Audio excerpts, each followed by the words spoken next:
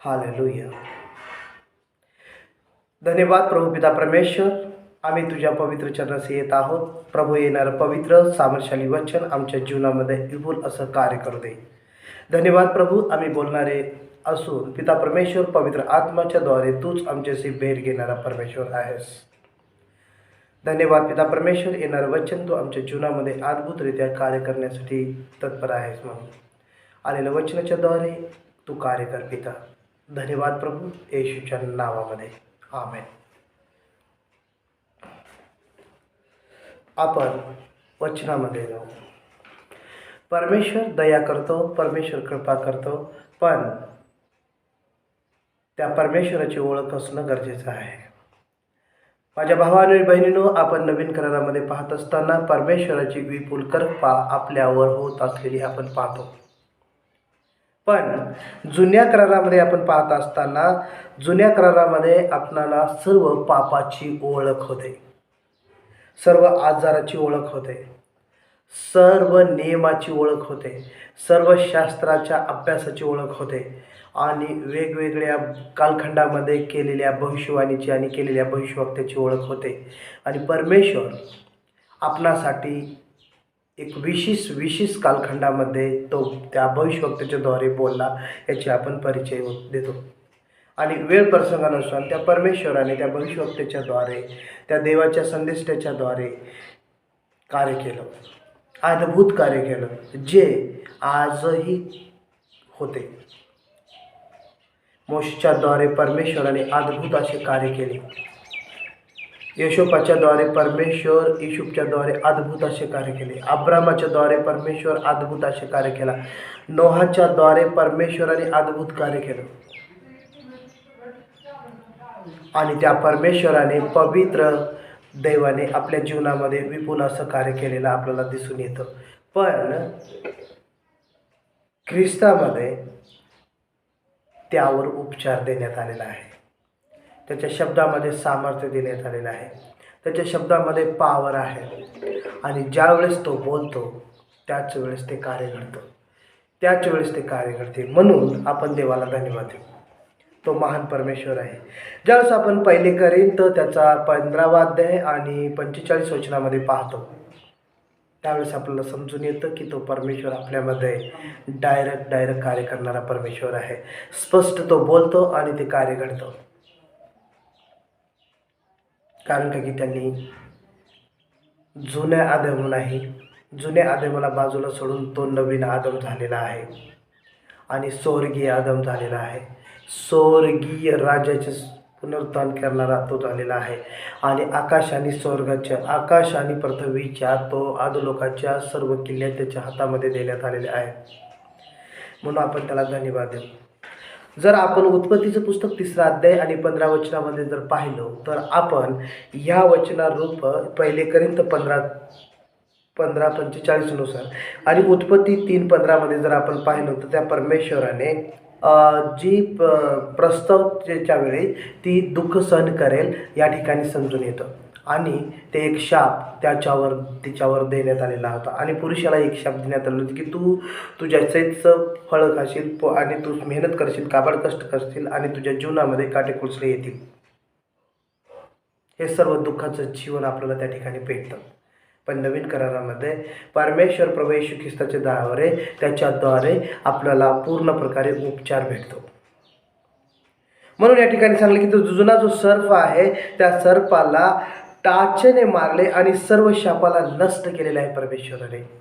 उत्पत्ती 3:15 आपण ज्यावेळेस पाहतो त्यावेळेस आपल्याला समजून येतं.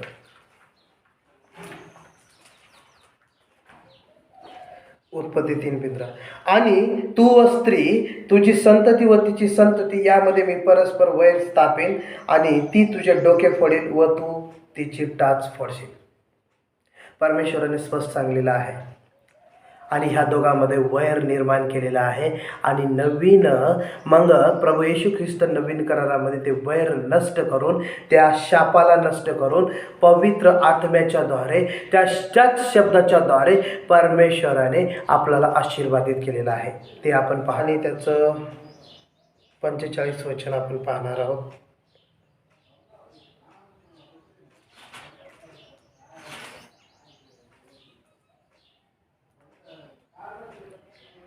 त्याप्रमाणे असा शास्त्रलेख आहे की पहिला मनुष्य आदाम जिवंत प्राणी असा झाला. शेवटला आदाम जिवंत करणारा आत्मा असा झाला. हालेलुया. पहिला आदम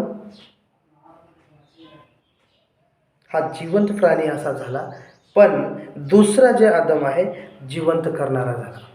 पहिला जिवंत झाला आणि दुसरा जिवंत करणारा झाला. म्हणून आज आपण पाहतो 38 वर्षाच्या दुखणे करायला त्याने सांगितलं, तुझी बाज उचल आणि चालू लाग. हालेलुया. तो म्हणतो तुझी बाज उचल आणि चालू लाग. आणि तो 38 वर्षाचा दुखणे करी तो बाज उचलून चालायला लागला. हे त्याच्या मुखातून निघालेले शाप तोडलेलं सामर्थ्य आहे. परमेश्वर नवीन करारामध्ये जुन्या करारामध्ये आपण पाप पाहतो, जुन्या करारामध्ये नियम पाहतो, जुन्या करारामध्ये शास्त्र पाहतो, जुन्या करारामध्ये अटी पाहतो, पण नवीन करारामध्ये त्याच्या मुखामधलं सामर्थ्य आपण पाहत आहोत. त्या सामर्थ्यामध्ये पावर आहे, त्या नावामध्ये पावर आहे. तो एक पवित्र परमेश्वर आहे, तो एक मेमना आहे आणि तो आपल्यासाठी त्याचं पवित्र रक्त सांडलेला तो परमेश्वर आहे. हे आपल्याला सिद्ध होतं आणि ते आपण पाहतो. म्हणून त्या महिलेकडून जे बीज जगामध्ये आले, जुन्या सर्पाला टाचेने मारले आणि सर्व शापाला नष्ट केलेलं आहे, हे आपण इथं पाहतो.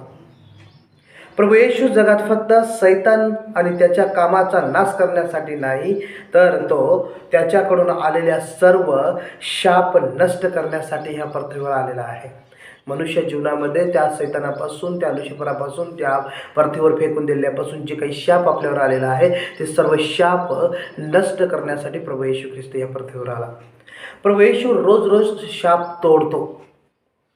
प्रभू येशूचा प्रत्येक शब्द सामर्थ्य आहे आणि सैतानाचे सर्व वैदिक अधिकार तोडण्याचं तो कार्य करतो. हे आपल्याला दिसून येतं. 38 वर्षाचे दुखणेकरी असेल, ज्याला डोळे नाही, त्या अंधरा बातम्याला तो म्हणाला की त्याला डोळे, त्यांनी लगेच त्यांच्या डोळ्याला स्पर्श केला आणि त्याला दिसायला लागलं. जे बहीण मेलेली होती, जी 12 वर्षाची मुलगी तो झोपलेली होती, मेलेली होती, त्या ठिकाणी प्रभू गेला आणि ती म्हणाला की प्रभू उठ, आणि ती उठून बसली मरणातून. त्याच्या मुखामध्ये सामर्थ्य होते. म्हणून प्रभू येशू ख्रिस्ताचे प्रत्येक शब्द सैतानाचे सर्व वैदिक अधिकार तोडण्याचे होते आणि आरोग्य देणारे होते. म्हणूनच लोकांची सहज पापातून, शापातून, सैतानाच्या बंधनातून सुटका होत आहे. तोच पवित्र परमेश्वर आहे हे समजून येत आहे आणि आशीर्वादाचा अनुभव हे पिढी, हे जग घेत आहे. गलतीकरास 3:13-14 मध्ये आपण जर पाहिलं तर आपल्याला समजून येतं.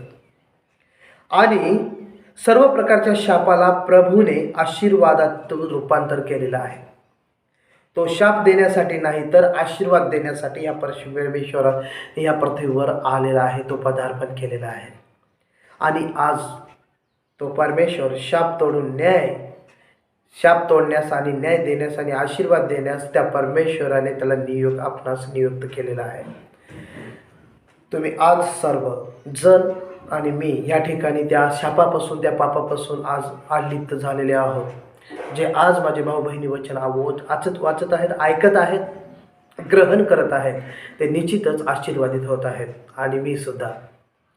कारण का की तो परमेश्वर जुन्या करारातील सर्व आजाराच्या ओळख होणाऱ्यापासून सुटका करून तो नवीन परमेश्वर तो पूर्णपणे उपचार करण्यासाठी आलेला आहे, आपण पाहतो. आणि ते आपल्याला आज आशीर्वादित केलेला परमेश्वर आहे.